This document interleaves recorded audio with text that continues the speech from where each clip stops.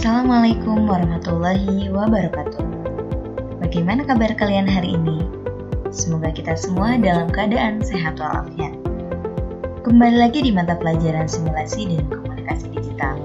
Pada pertemuan hari ini, kita masih membahas tentang logika dan algoritma komputer. Namun sebelum ke materi, mari kita bahas tugas pada pertemuan sebelumnya. Pada tugas sebelumnya, kita diinstruksikan untuk membuat algoritma bagaimana petani, serigala, domba, dan sayuran bisa sampai ke seberang dengan selamat. Mengingat kapasitas kapal atau perahu ini hanya bisa dinaiki oleh 2 orang, yakni petani dan 1 angkutannya. Nah, langkah pertama yang kita ambil adalah dengan memindahkan domba terlebih dahulu. Nah, setelah domba dipindahkan, maka yang kedua adalah kita memindahkan serigala. Agar domba nanti tidak dimakan serigala ketika di seberang, maka setelah serigala tiba di seberang, petani mengangkut kembali domba yang sudah sampai di seberang ke tempat asalnya. Nah, setelah domba disimpan ke tempat asalnya, maka agar sayuran tidak dimakan domba, maka petani harus mengangkut sayurannya untuk ke seberang. Ketika sayurannya sudah tiba di seberang, maka petani menjemput kembali domba yang di tempat asal menuju ke seberang. Sampai akhirnya, semua petani, serigala, domba, dan sayuran tiba di seberang dengan selamat. Seperti yang sudah disampaikan pada pertemuan sebelumnya, pada bab ini ada 4 pokok pembahasan, yakni logika dan algoritma yang sudah kita bahas di pertemuan sebelumnya, dan pada pertemuan ini kita akan membahas tentang bagan alir dan command prompt atau CMD. Oke, untuk yang pertama kita bahas tentang bagan alir.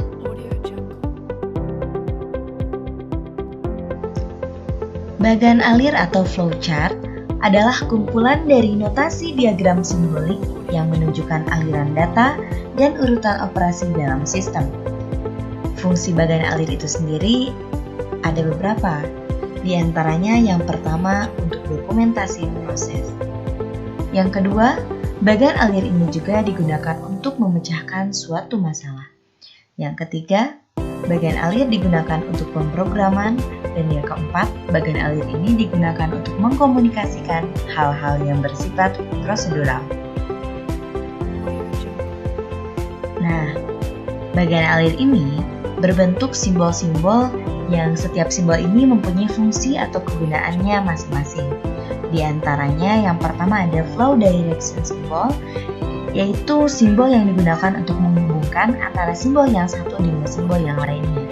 Yang kedua, ada terminator simbol.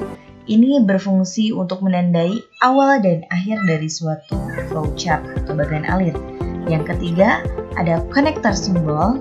Ini merupakan simbol yang menandai untuk keluar atau masuk dan sebagai penyambung proses dalam lembar atau halaman yang sama. Yang selanjutnya, masih sama ada connector simbol.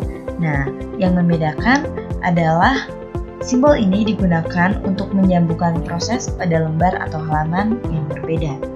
Yang selanjutnya ada processing simbol, yaitu simbol yang menunjukkan pengolahan yang dilakukan oleh komputer.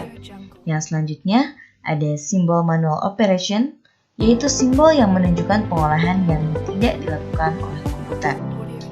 Yang selanjutnya ada simbol decision, yaitu simbol yang digunakan untuk pemilihan proses yang berdasarkan kondisi yang ada. Selanjutnya ada simbol input-output, simbol manual input, simbol preparation, simbol predefined process, simbol display, simbol disk and online storage, simbol magnetic tape unit, simbol patch card, dan simbol document.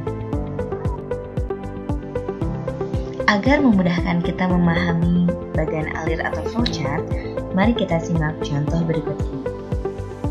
Di sini, kita akan buat bagan alir atau flowchart berdasarkan algoritma yang sudah tersedia. Di antaranya adalah algoritma berangkat sekolah. Urutan algoritmanya yang pertama adalah persiapan perlengkapan sekolah.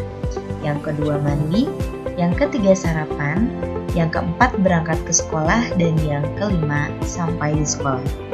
Nah, kita akan rubah algoritma tersebut ke dalam bentuk bagan alir atau flowchart, yaitu untuk langkah yang pertama, kita gunakan simbol terminator untuk menandai awal dari flowchart tersebut. Nah, kemudian yang kedua, kita gunakan simbol subproses untuk mandi. Kenapa kita pakai subproses? Karena proses mandi ini bisa kita jabarkan kembali dalam suatu flowchart. Makanya kita gunakan simbol subproses. Nah, sama halnya dengan mandi, sarapan kita juga gunakan simbol subproses karena sarapan ini juga bisa kita jabarkan kembali dalam bentuk flowchart yang lain.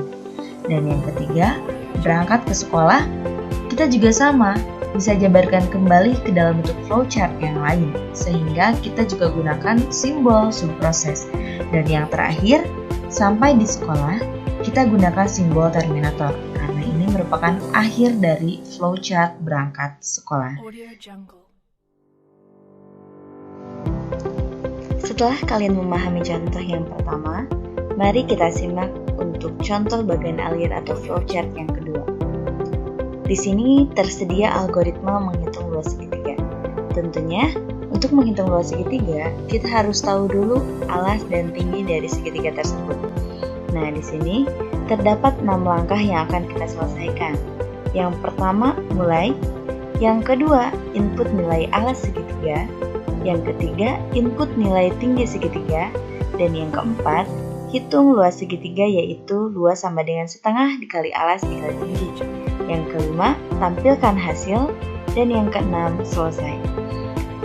Jika kita rubah algoritma tersebut ke dalam sebuah bagan alir, maka akan seperti gambar di samping.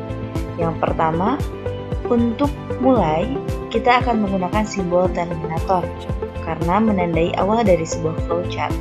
Kemudian yang kedua, masukkan alas, kita menggunakan simbol input-output. Yang ketiga, masukkan tinggi, kita juga masih menggunakan simbol input-output. Nah, kemudian setelah memasukkan alas dan tinggi, maka kita akan menghitung luas segitiga, yaitu dengan rumus setengah dikali alas dikali tinggi. Maka yang kita gunakan adalah simbol proses. Kemudian yang selanjutnya, tampil luas segitiga. Ini simbol yang kita gunakan adalah simbol output karena menghasilkan sesuatu. Dan yang terakhir, selesai, kita gunakan simbol terminator sebagai tanda akhir dari sebuah flowchart. Gimana? Cukup mudah kan? Selanjutnya, kita akan membahas tentang Command Prompt atau CMD. Command Prompt atau CMD adalah sebuah perintah DOS yang terdapat pada Windows yang bisa memudahkan pengguna dalam menjelajahi Windows secara online maupun offline. Ada beberapa fungsi Command Prompt, di antaranya yang pertama, mengecek status aplikasi Windows. Yang kedua, memperbaiki bad sector pada hard disk. Yang ketiga, menyetop aplikasi secara paksa. Yang keempat, memeriksa kondisi hard disk. Yang kelima, menyembunyikan file. Yang keenam, mematikan komputer. 7. Memeriksa baterai laptop. 8. Mengetahui MAC address komputer. Yang ke-9, mengetahui kapan instalasi Windows dilakukan. Dan yang ke-10, memfungsikan laptop sebagai Wi-Fi tanpa tambahan software. Kita akan menggunakan beberapa fungsi dari Command Prompt. Untuk masuk ke Command Prompt, kita masuk ke menu pencarian, kemudian ketikkan Command Prompt. Maka akan muncul aplikasi seperti ini.